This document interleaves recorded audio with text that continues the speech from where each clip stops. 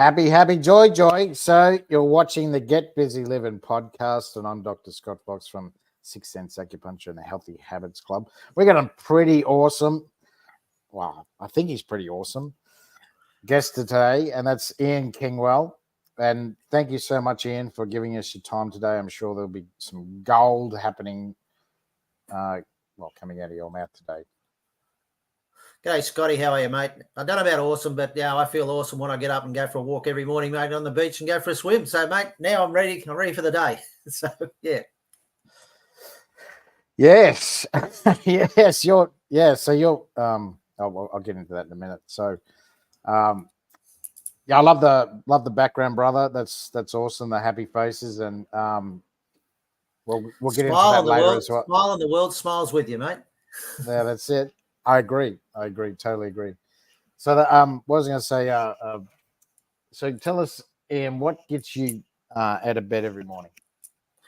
Well, mate, the standard response is my eyes open, and I want to get up and enjoy life. So, I get up at to most people a pretty ridiculous hour, like 3:30, and I'm not one of these people that wants to stay in bed and sleep all day. I'd rather get up and go and do something. I love to get out, go for a walk, get a bit of exercise, listen to a podcast, go down and have a swim, just get myself going. And I know the day's ahead, and might as well enjoy it. Live in paradise.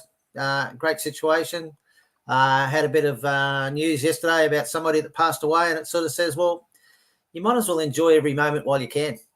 Make the most of it. Why wait? Why sit around and waste time and lie in bed when you're not going to do anything and get up and get caught on Facebook or one of those sort of things? Get out and do something. And as I said, just make the most of it. And I've got a standard saying when I do my Facebook lives, enjoy every moment. That's what I finish with. Yeah. Yeah, well, that's it. You're on the Get Busy Livin podcast, so it's all about Get Busy Livin. So yeah, that's exactly right, Ian. And and like you said, you get up every morning. It's quite inspiring. You get up earlier than what I do, and some mornings, but yeah, majority of mornings you get up way earlier than I do. And yeah, the funny thing is, Scott, I don't even have an alarm. I just naturally wake up. Yeah. You must have milked cows when you were a kid. I did come from the land, came from a farm. Yeah, I did actually milk cows before I went to school sometimes. Yeah, that's what I thought. I did too for a little while, not as long as you probably. But what I was going to say, you are actually one of the very few people that actually responds to my videos in the morning, and you are probably one of 2 or 3 people that actually gives me a video back, or gives me a video before I do a video of what's on the beach or what's going on around you. So yeah, thank you so much for that, because that's inspiring for me. That's inspiring. So, but I think if you started it, and I thought, well, what's he doing this for? And so I play the game, and it's all part about. I like to do my videos in the morning. I take some scenic shots and everything. And it's just to show my lifestyle, what I do, that I'm a real person. I get out and enjoy life, and that's part of it. And if you're sending me a video of where you are, that's fine. I get to see what's going on in your world, and you get to see what's going on in my world at that hour of the morning. Yeah. Well, yeah, that's right. And you're in Bargara. You're up near Bundaberg. Yes, right? About 10 minutes from Bundaberg, right on the water, one of the most temperate places in the world. It's been classed in the top 10 places in the world to live for climate. And since we've been here, yeah, we really love it. I think it was about 15 or 16 this morning, probably going to be about 23 today. Oh, speak for yourself. I was going to say the peninsula is better, mate. I'm sorry to say. I was going to say that if yours is 10, mine's 9. So I was going to say,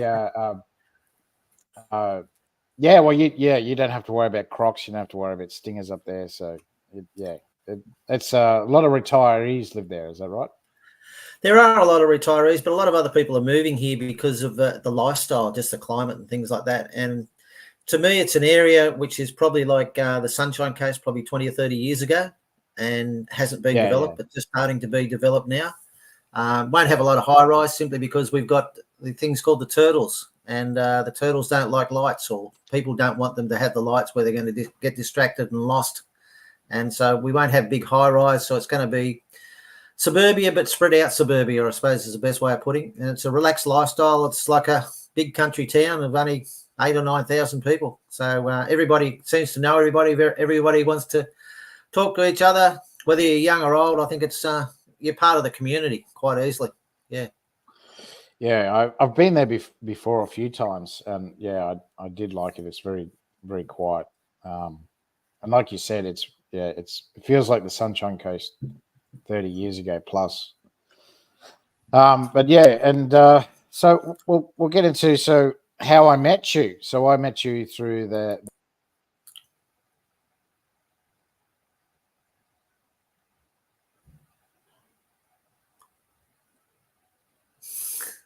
What happened to you, Scott?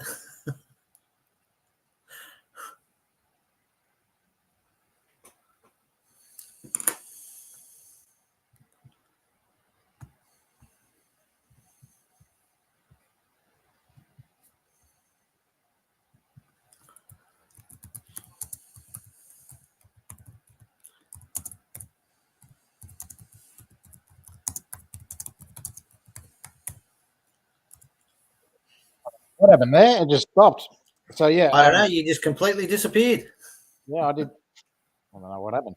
So what was I going to say?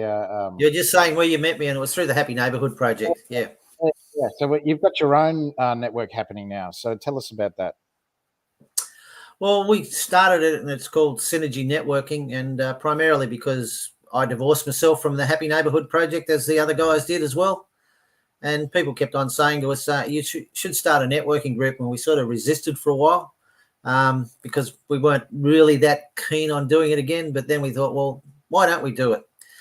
And it came about because a couple of people said Sid, Ian, and Nick. So Nick came up with the idea of Synergy. So we created a group where it's all about the people.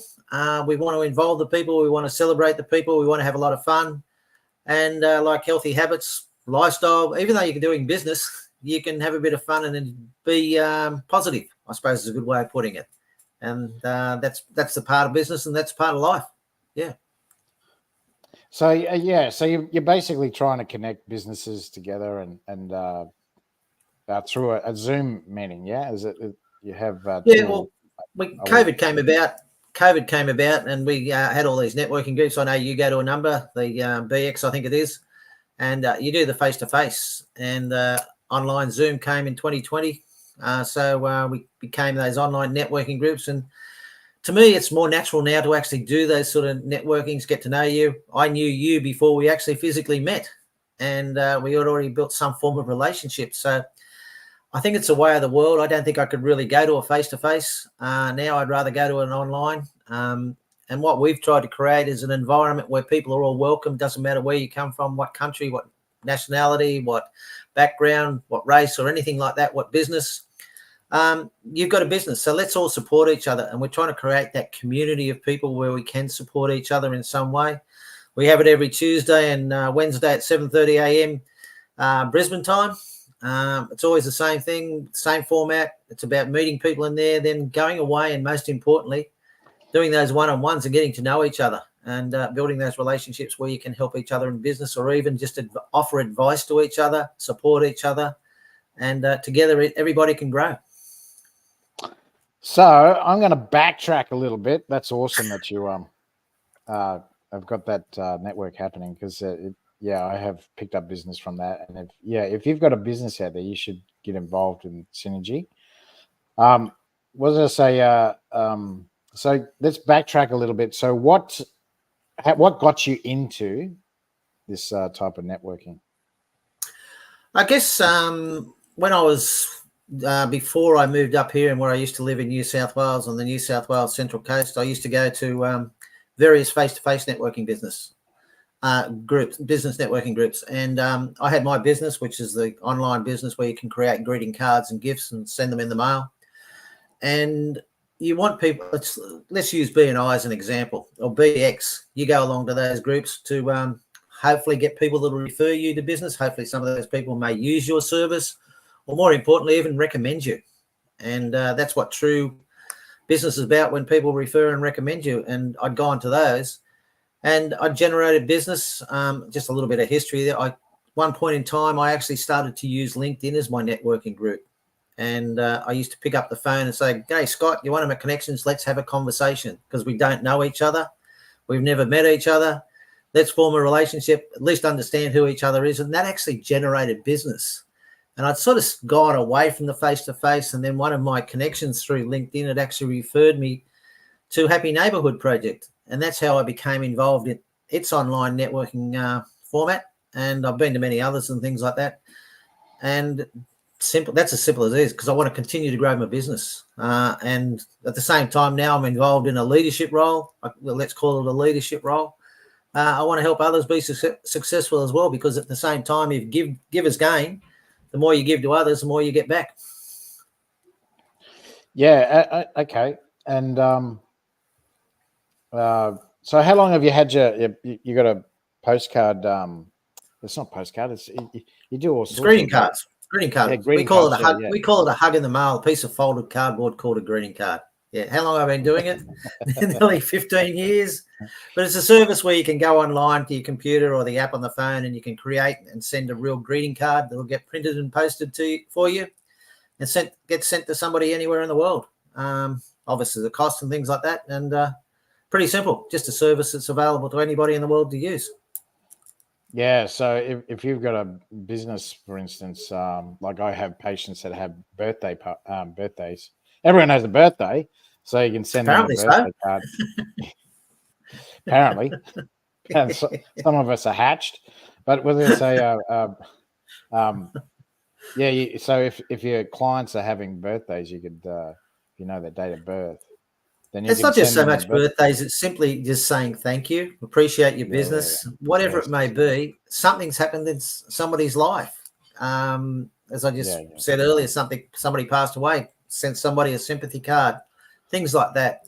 Just to say you want to appreciate and celebrate those people is most important, because it's a lost art sometimes nowadays. We're too focused on just getting more sales than not looking after our most valuable asset. We already have our existing customer. And we appreciate them. They may even refer more business to you. Yeah, that's true. And so what got you into that? What got you into those? Interesting story. Somebody had actually given me something to have a look at 12 months prior, and I wasn't interested because, hey, I'm a typical male. I don't send greeting cards. My attitude was my wife sent the cards to immediate family and everything. And then another friend 12 months later said, "I want to show you something." And I said, "No, I'm not interested," because she told me what it was. She said, "I'll buy you a coffee." And I said, "Okay," because she was a friend. I'll come and have a coffee and listen to you. But the one thing she said, and it was about businesses appreciating their customers and showing they're important and things like that. And I thought of a real estate agent. And he subsequently became a customer. And after a period of time, I started to understand how important it was to keep in touch on a personal level to customers, and they will refer business to you or come back and use you for your service. And from that point, I took it on board. It took me probably 12 months to probably understand it fully, but now it's just part of my everyday life. Yeah. Yeah, gotcha. And okay, so what did you do before that? What did you do before you? Because 14 years you've been doing that for. So you're a young fella, I know, and you probably just got out of uni.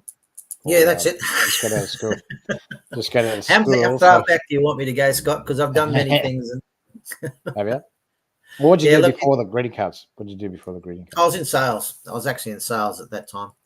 But probably the easiest way to put it, I've got a degree in agricultural science. I come from the land. I've been in things like the Soil Conservation Service, preventing erosion with a government department in New South Wales. I've had news agencies and sandwich shops and pizza huts and wholesale meat businesses, been a AFL coach, cricket coach, all sorts of things like that.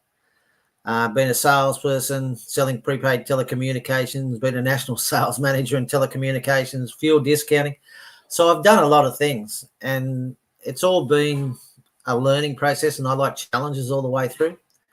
And you find every time I've gone through one of those positions or roles, I've always learned something. Like I think about what I took away from Pizza Hut.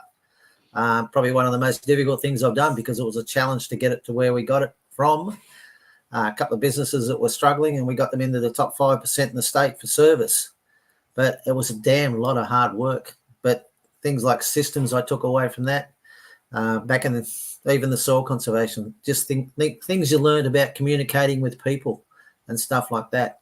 Raw, young, out of university, probably learnt more in the first 12 months out in the field, meeting those guys that had the experience. And my attitude simply is whatever I'm doing, I'm always learning. I'm learning something now, talking to you, whatever it may be, that can be used later on. We can learn from each other. And that's an approach I've always taken throughout life. And I think when you stop learning, I think you're in deep trouble. You're probably 6 foot under.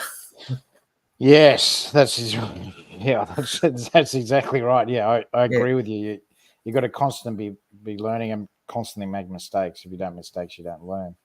Yeah. So that's something that they don't teach us at school. Unfortunately, they teach us how to do your exams, and you got to pass, and you can't fail. Yeah. Just coming back there. Well, when I was at Ag College, we learned how to do surveying. And when I joined the soil conservation in the first week, I learnt more from the guys surveying contour banks and dams and stuff than I'd learned in the time at university. Yeah. Yeah, that's usually what I hear. It's the same thing. You take about 5 to 10% from uni, and then the rest is totally different when you get out in the field. Yep. That's very, very, very true. So yeah, you've done a fair. So you bought franchises too. You've had franchises in the past as well. Yeah, we only bought them because there was an opportunity to buy something that was struggling and build them up to where we wanted to. And we had no intention of buying, but it was opportunity. And we learnt, probably the main thing I learnt, things like how important systems were that I've always been very strong on, but it just probably reinforced more when I went through it and understood why it was done, even though I had a lot of systems in place in previous things I'd done. And look, I can still remember the system to mop the floor in Pizza Hut. It's a figure 8 because you cover every area of the floor. There's routines and systems. If you follow them, they work for you. And it's like being healthy. If you follow a routine and a system and a plan and stuff, guess what? You might get healthy.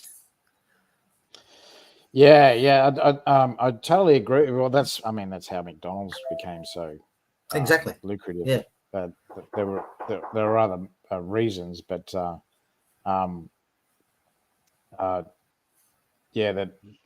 that's exactly right.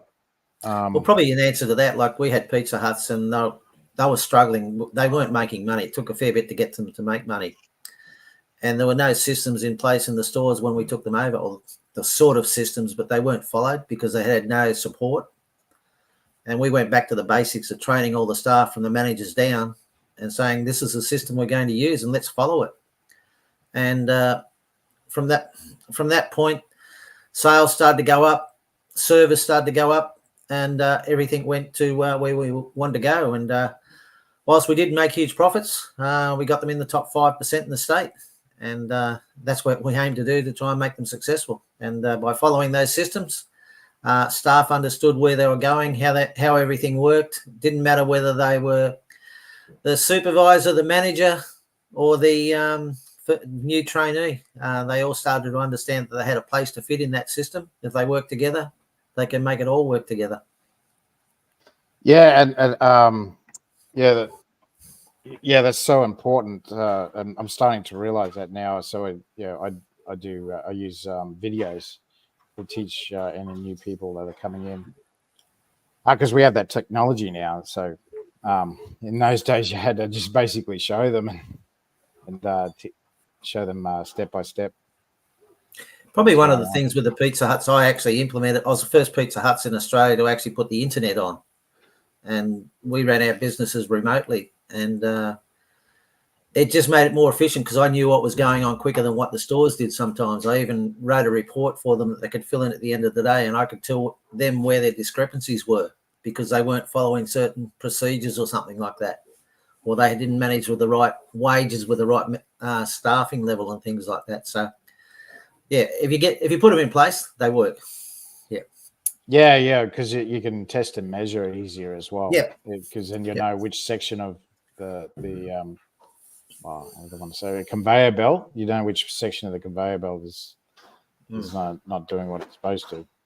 And it was actually quite fascinating because Pizza Hut gave you reports that could actually tell you how many pizzas to prepare for whatever. If you want ham and pineapple or pepperoni or meat lovers or whatever, based on your sales in the past, they could pretty much tell you how many pizzas you had to prep of those before you even started the peak period. And by implementing that, you got a better system in place and things ran more smoothly. Yeah. Yeah. Wow. Okay. Yeah. That's foresight to the max. That's crazy. It's the systems that Pizza Hut have in place. The computer, I guess, now with the computers, be even more updated and more efficient. Yeah. Oh yeah, definitely. I've heard about this. They were using AI in 2016. Because we had the Pizza Huts well before then. Yeah. Yeah. So that AI has been around for a while. It's just now that they've decided to advertise it more. But yeah, there are companies that have been using AI for many years to determine exactly what you were just talking about, how they could change, foresee what was going to happen. Yeah, that's probably the right word. I'd almost imagine now with AI, with Pizza Huts or any sort of service, hospitality industry, whatever it may be, they could sort of pick the trend for the day well in advance, so you could be even more prepared to service the customers as they walked in. You'd know how much to have ready and things like that. So I reckon it'd be so efficient now. Yeah. Yeah, totally. And tell us about a company that you've helped with their increase of sales just by using greeting cards. There's a lady in America, and she connected with Helen on LinkedIn initially, and she was trying to sell Helen something, and Helen said to her, "I think you probably need to have a chat with Ian," right? And she was a marketing type person. And then by the end of the conversation, she said, "Well, I need to use your service." And she knew that we didn't need to use her service. And she's gone from she's built a business, both the referral side and the business side. And she's probably about, I don't know, 70% or something of her business comes through maintaining her customers and getting referrals over time. But it's opened doors for her in other areas. She also does things like books and stuff, writes books and does a authorship sort of course type of thing. She does a lot of training courses and stuff like that. So it's helped her open doors because it's built those relationships that she probably hadn't strengthened in the past. And I was only actually talking to her yesterday, and she's a lady that's had some highs and lows and stuff with life and business and stuff like that, but she seems to always bounce back. But she just continues to use the cards to keep in touch with people, and that keeps opening doors for her. So that's probably the best one I can tell. Yeah. Yeah, gotcha. Okay. So So if someone has this CRM for client relationship management software, and they follow the 80-20 rule, you could help those people definitely. Oh, anybody that's got a CRM, you can actually link it up to CRMs, and it can be automated to send the cards over whatever time period you want, things like that. Oh, wow. But look, it doesn't matter how large or small somebody is in business. If they look after the people that are coming through their door or they're doing business with, that's where we can help them. And unfortunately, too many people don't value their customers enough. Yeah. If you look, without them, you haven't got a business. None of us have got a business if we don't have customers. If we keep chasing new ones, why not look after our most important ones we've already got? Get them to become our biggest advocate. Get them to shout from the roofs and say, "Hey, Scott's got the best health system in place. You need to reach out to him," or he's doing his acupuncture and whatever it may be. Reach out to him. Yeah. Yeah, gotcha. It's very important. Yeah, I agree with you totally. Because I do follow that. Yeah, but it also starts if you don't give the good service in this first place. Damn hard to get any business anyway. Yeah. Yeah, AB's. Yeah, I use the A, B, C, and D. Yeah, so the A's and B's are your 20%, and your C's and D's are you're 80%. Yeah, so I totally agree with you there. Okay. And have you got any other businesses that you've helped with that same principle? Things like mortgage brokers and real estate agents. Yes.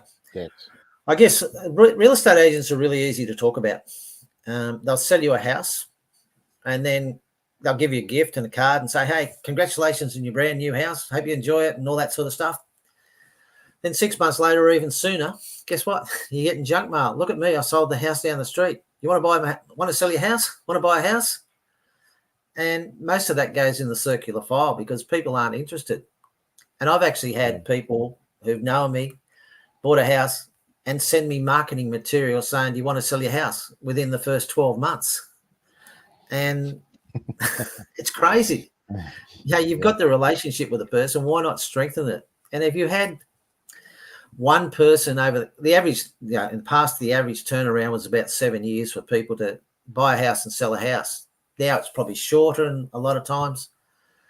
But let's just leave it at 7 years. And if you spent, I'm being extreme, $100 a year on cards and gifts over that, so $700, that's really extreme. You wouldn't send that much over that time. But if you spent $700 over the year and that person came back in 7 years and said, sell my house for me, because I remember who you are and you always appreciate me, and you sell that house for $1 million and what do you get? $20,000 in commission or something? I don't even know what the exact figure is. Is that cost worth that marketing material to get that one sale? But if that person refers one extra person to you as a real estate agent and you've got $20,000, is that $700 even more valuable? Of course it is. Yeah. And it's cheaper than door drops and TV ads and things like that. Well, they're important. I'm not going to say they're not, but well, like I said earlier, look after your most valuable asset. Yeah. I was going to say,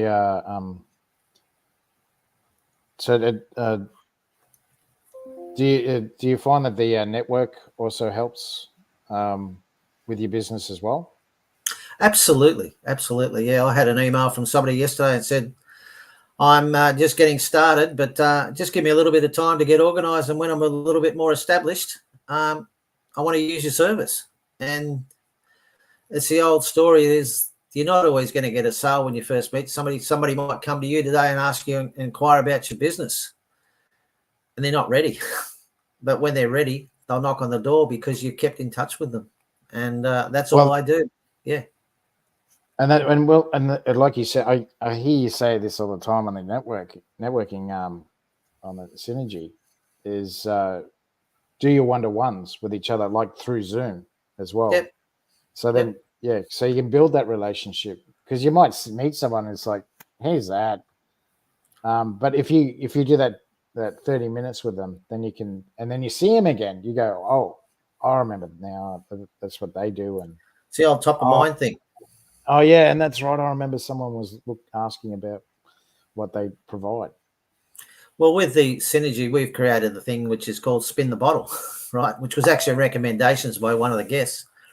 And the idea behind it is we get two people to go and do a one-on-one. And I'll use Christine Best as the one I had to do the one-on-one with. We've known each other for 12, 15 months, whatever it may be. She was a co-host. We've had many conversations. But when we were put in the situation where we had to do a one-on-one, things were a different it was a different conversation for some reason, and things opened up. And she lives on the New South Wales Central Coast, and straight away I could help her with two people, one from a person there on the Central Coast who does networking and who has contacts who could help her, and then from another one-on-one I'd done with somebody in America. And each time you have a conversation with someone, you learn more about them. Their circumstances change, your circumstances change. New opportunities open up, but if you don't talk to each other, how do you get any further? It's like being married or in a relationship with somebody. If you don't talk to each other every day and find out what's going on in each other's world or what's affecting the other person, how can you help that person? And sometimes it's just that simple conversation. And that's all it is. There's nothing magical about it. There's nothing special about it. It's just having that conversation and continuing those conversations. It's like people connect with you on social media, on LinkedIn and Facebook. And the first thing they do is, hey, Scott, you want to buy my product? I've got the best product in the world. And Scott's got no interest in my product. It doesn't even suit him. Yeah. And my attitude there is, Scott, do you want to jump into bed and get married straight away? We've only just met, but let's get married. Yeah. Whereas, it's a good analogy. That's a good analogy. Yeah, it is. I actually got that from a lady in Canada. But the simple thing is, you want to start that relationship and find out who the other person is. And then if I understand who Scott is, he mightn't want my service, but he may know somebody who might use my service. Forget the cards, whatever it may be. And that's the important thing. Yeah. And yeah, that's exactly right. I get it all the time. I still get it now. And yeah, we all do. I understand that, especially in the third world countries like China and India and South America, they're doing it tough, and they're trying to sell whatever they're trying to provide to us Westerners, because they know that we have more money than they do. Yeah, and I get it. I understand they're just trying their best. But when it's happening, it's when it happens 10 times a day. It's like, come on, brother. We've all done it in some form at some stage, but then we get smarter and we learn that's a waste of time. It's just a waste of time. Just build a relationship. You and I wouldn't have it. I wouldn't be on this call if we hadn't built a relationship. Simple as that. Yeah, that's right. Yeah, and that was lovely to meet you. Yeah, it was. That's the best part about it, when you actually meet the people physically. Yeah, just to press the flesh, as they say. Yeah. And DQ, yeah, you're going to see DQW, and obviously I was second rate. I didn't get an ask or anything like that. But DQW said, "Oh, we're meeting at Ian wants to meet with you, but not with me." I get it. No. But yeah, it was lovely to meet your wife as well. And mate, she's much nicer than me. That's all I can say. She is. Yeah, I'm not going to. I agree. I agree. She's so lovely. I question that one too. So I was going to say, but yeah, and you're exactly right. And as I said before, there are people that I've met through your network that have been valuable to me as well, just through referral based, like picked up patients through their word of mouth, and just by spending, like you said, that 30 minutes or an hour. Like I'm on your call now, and hopefully it's adding some value to your call, and I'm adding value to you. And I don't mind doing that, because I'll support people quite readily. And that's what we want, to support each other. And I just go the other side of the coin is that I meet Scott for the first time. I said, well, what do I want to talk to Scott for? There's no need for me to talk to him. But I make the effort to talk to Scott, and I have a one-on-one, and then we build a relationship and say, well, Scott's not such a bad guy after all. He's pretty cool, whatever. And you start to, that's what it's all about. You got to start somewhere and never prejudge anybody really, because you just don't know what's going on in their world at that time. Well, I can't be as cool as you, Ian, but was it say, what was I saying? Yeah, well, and that's exactly right. You don't know what someone's going through in that day, and they could be having a bad day. And yeah, that's why I do this podcast, so I can help people sprite their day up, so they feel a little bit better, and also about their business, because business is really, really hard. It's not easy. It's the wealthy say that it's easy, but they have the gumption, that the kahunas to go out and do things that we wouldn't do. So that's I commend what they do. I get it, and they there's a lot of people that wouldn't do what they would do. So obviously, because 97% don't. But I guess that's having the intestinal fortitude to say, well, life's tough, but hang on, I can keep going. And I've had tough times through my life in business and stuff and things like that. And there's been times where you feel like throwing in the towel, but you say, hang on, let's get up and get going again. And I've been divorced and things like that. But life still goes on. And like I said earlier at the start, enjoy every moment and make the most of it. And that's where it all comes back to. No matter where you are in the ladder, you can make something from it if you want it. Yeah. Yeah, totally agree. And so tell us, is there any other ventures that you're doing? Any books or anything like that? No, I'm not one of those people. I've been asked a couple of times about books, and I'm not. It's not me. It's just not personally me. I'm not. Yeah, I'd rather listen to a book than write a book or anything like that. And yeah, I'm just me, and I just want to be the individual. And yeah, I'm comfortable. I'm comfortable where I am now. Yeah, yeah. So, do you listen to Audible? Do you? I listen to podcasts and I listen to Audible. Oh, I mix it yeah, up between depending on what the day is and how I feel, what I want to listen to. Yeah, like I'm actually on don't know what number of Think and Grow Rich. I just thought, I'll listen to that again, stuff like that. Yeah. I try to listen to it once a year. Yeah. So I'll take something book. away from something. Sometimes you think a book or a podcast is not worth listening to, but you listen to it and you take away a little piece of gold and something that can inspire you. And to me, that's part of my day. When I'm going for my walk in the morning, if I'm doing that, I'm not just walking and listening to music and stuff like that. I make sure for at least the first half hour to an hour, I listen to a podcast or an audio book. Yeah. Yeah, gotcha. And what book are you listening to at the moment? Think and Grow Rich, right at the moment. Yeah. Oh, yeah. Yeah, okay. Yeah. Would that be your favorite? No, probably the most favorite one is You Can't Hurt Me. No. Extreme Leadership and You Can't Hurt Me. Extreme Leadership is John O'Wellnick and Leif Babbitt. It's about two Navy SEALs and their journey about being a leader, not just of others, but of yourself. Yeah. And I thoroughly recommend the audio more so than the book. I haven't read the book, but the audio is great because when you're listening to it, they're in the Iraqi war and you can actually see it going on even though you're listening to it. And it's quite inspiring. And the other one is You Can't Hurt Me by David Goggin. He was also a Navy SEAL and took him 3 goes to get into the Navy SEALs, but he was a way overweight guy and did all these sort of things, pushed himself to the limit, 300 plus pounds, got his weight down, wanted to run in the Death Valley Marathon, whatever it was, and had to run a 100-mile race in 24 hours to get in. And he was told 3 or 4 days before that he had to do that. And the guys and David Goggins said, "When's the next one?" They said 3 or 4 days. So he did it. And it's the story of the pain he went through and hallucinating and defecating and all these sort of things, but he achieved it. It was a mindset. And he got into the Navy SEALs eventually on the 3rd go, and then he was discharged medically because he had a problem with his heart. He shouldn't have even got there. And now he's an international speaker, and he's quite inspiring. Yeah.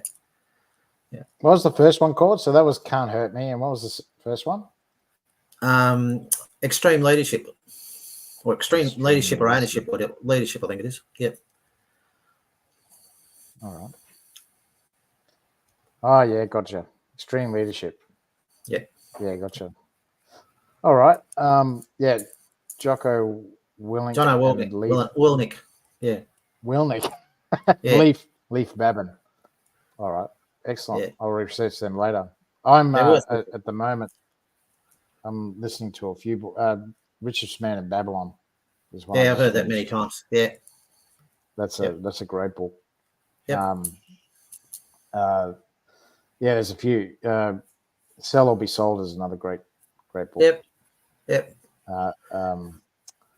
There's heaps. There's so many. Sometimes there's too many. Yeah, and the more you listen to, you go, oh God, and then that's why I like to get the top 10 books from these billionaires, like Grant Cardone and Brad Sugars. And I think you can take something away from all of them somewhere in different ways. Yes, some will resonate with you and some won't resonate with you. Yeah. Yeah, Jason Grossman and Sir Richard Branson. Yep. You get something out of all those guys. But so tell us. I'll go into the last 2 questions, Ian, because we've pretty much gone through your history and the business. And so what would be your ideal client? What would be your ideal avatar? Cheeky answer. Anybody that thinks their customers are important. Yeah, that's true. That's true. Very true. It's a tongue-in-cheek but cheeky answer, but it's so true that look, you can say your ideal client is one who's got thousands and thousands of customers, but the sweet pickings are in the ones that use the service, and from that, other things grow. And I just thought then, I've got one of the top mortgage brokers in the top 10 mortgage brokers in Australia, one of the largest, and they use the service regularly. So we've got people that are smaller, and it can be the person that just has a very small service business. They want to service their customers. Could be a plumber, whatever. But it's the ideal client. But from that, they send their cards, and then other people see them. How did you do that? And that sort of opens the door, and it's just that snowball effect. It's like a networking group. You start networking, you meet Scott, and you're referring to Mary and Tom and so forth, and all that sort of things open up. Yeah, gotcha. All right, and I'll go into the last question. So, what ideas or methods would you use to prolong lifelong longevity? I think, as I said earlier, enjoy every moment, but try and live a healthy lifestyle as much as you possibly can. And the funny thing about my life is I've never been a fitness fanatic or anything like that, but I enjoy exercise. I enjoy the fresh air and just being active. And when I think back to when I was younger and I played AFL, I was one of those silly guys that actually enjoyed going to training because it was just part of me. I enjoyed getting out and doing something, and probably also not stressing about what you do. If I don't go for a walk in the morning because it's raining, it doesn't make any difference to me. I just have a break, have a day off, relax. It's about rehabilitating, listening to your body, things like that. Listening to when you need some some rest. Like I can probably survive on 6.5, 6 hours sleep a lot of the time, but every now and then I just need that catch up, and I might sleep for 8.5 hours. Listening to how your body feels. If you eat too much rubbish, I listen and say, well, hang on, I need to cut back on something. Like many years ago, I had a business where I drove to Sydney and it was a wholesale run, and I'd get up really early in the morning and I started to eat a lot of takeaway food and stuff like that. And all of a sudden I started to feel uncomfortable. So, because I was buying takeaways and whatever, and I started to eat a few healthier foods and drink a bit more water instead of soft drinks and get a little bit more exercise. So just being active and being positive, they're the two main things. Yeah. That's awesome, Ian. So I'll get my VA to give you the 3 links to the 3 platforms that I've been streaming this to live, so you can put your details in there, because if anyone has a business out there and they do want their clients to have a better experience, then Ian's greeting cards are the go. And actually, I'm going to get some myself, actually. So you can leave your details so we can advertise the hell out of that. Thanks, mate. And we appreciate your time this morning, Ian. And there has been some gold that you've given us. So thank you so much again, Ian. Been a pleasure, Scott, and thanks for the opportunity. All right. You have a great morning, everyone. Enjoy every moment. Yeah, you too, brother. And thank you everyone for watching. And you've been watching the Get Busy Livin podcast. I'm Dr. Scott from 6 Sense Acupuncture, but also the Healthy Habits Club. And you've been listening to the awesome Ian Kingwill. Appreciate it, brother. Thanks, Scotty. See you guys.